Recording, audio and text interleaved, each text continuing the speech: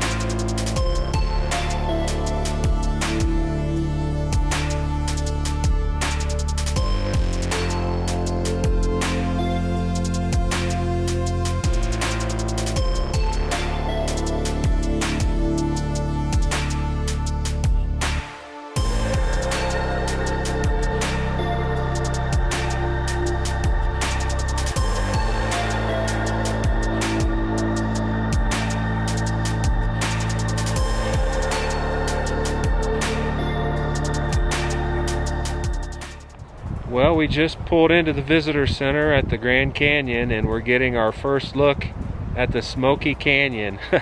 You can still see some pretty cool color, so I'll turn the camera around so you can see it. We're looking in Roaring Springs Canyon. You can kind of see some of the smoke coming off the edge over there. We've never been here before, so this may just be a finger off the main canyon, and if it is, and if that's the main canyon out there, you can't see hardly anything.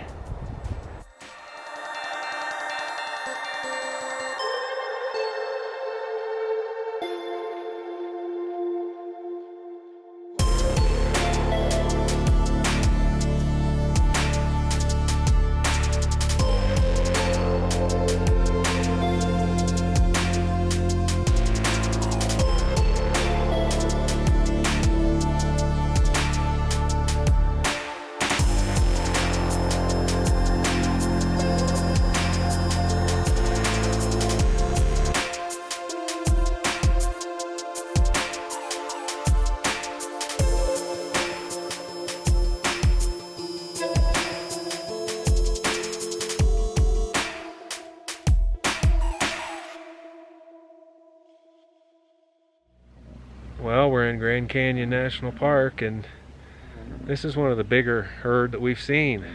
And they're vocal today too. They're making all kinds of racket. Creepy. Oh, look at these two. Those 2 little ones pushing on each other. Look at this big one coming over. Well, this is day number 2. Yesterday was our first day here. We just kind of walked around and went to the visitor center, but today we're going to have a blast. This is something I've always looked forward to doing as a youngster, and that's taking a mule ride down into the canyon.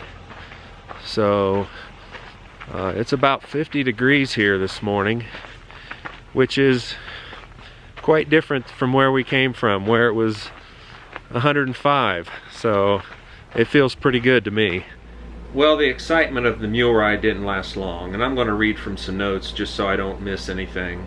We were told to try to keep the mules around 4 to 5 feet from each other as we walked the trail. Now, my mule was constantly on the tail of Leslie's mule, so I was frequently pulling back on him to create some distance. Back in the corral before we started, after I got on him, he bit another mule in the backside, and that mule kind of kicked us. So that was in the back of my mind while we were on the trail.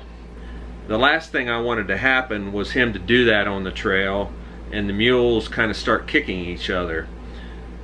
So I don't know if he got tired of me pulling back on him to keep distance from Leslie's mule or what, but all of a sudden he kind of spazzed out, and between a quick acceleration and jumping around, off I went flat on my back on some large boulders on the downside of the trail.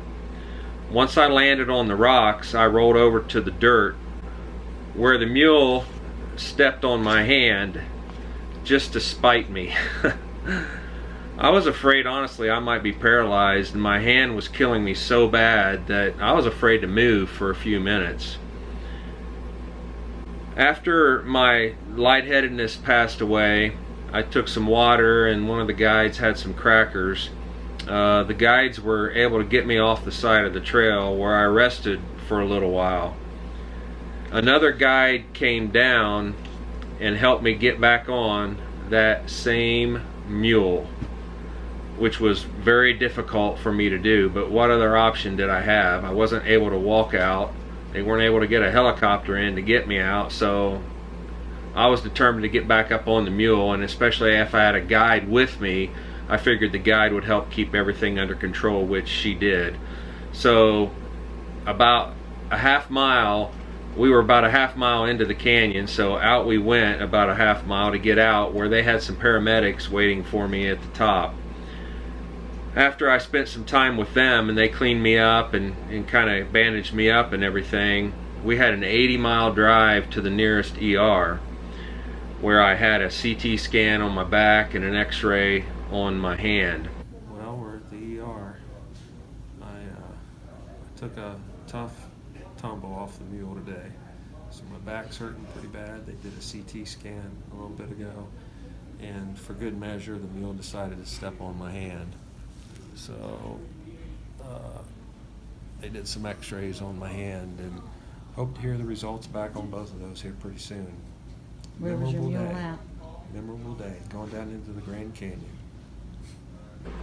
They determined there that I had some fractures on my spine, but I had no breaks in my hand, which to me was kind of a miracle, because I thought for sure my hand was broken, but I think the soft dirt where my hand landed and where the mule stepped on me absorbed some of that shock and kept it from being a worse injury. A few days later, we went to a specialist, and I had an MRI on my back, which revealed that I had breaks on the T3 through T6 vertebrae and also the T11 vertebrae. So basically my recovery includes pain management and wearing a back brace and allowing the spine to heal on its own in hopefully 3 to 4 months. So for those of you who have known about my injury, I appreciate your thoughts and prayers. I'm recovering pretty well, and I hope to be back to normal reasonably quickly. So our stay at the Grand Canyon ended up being much longer than we anticipated. Things could have turned out much worse. I'm thankful I had a down-filled jacket on that helped absorb that shock when my back landed on the rocks. I'm thankful I didn't hit my head on anything. So while I was injured pretty bad, I feel very blessed. Well, I think I'll wrap this one up. If you liked the video, give us a thumbs up. If you think you'd like to hang out with us a little bit on our journey, you can subscribe to our channel by clicking on the red icon. And there's a bell icon next to the subscribe button. If you click on that, you'll be the first to be notified that we have a new video out. We'll catch you later.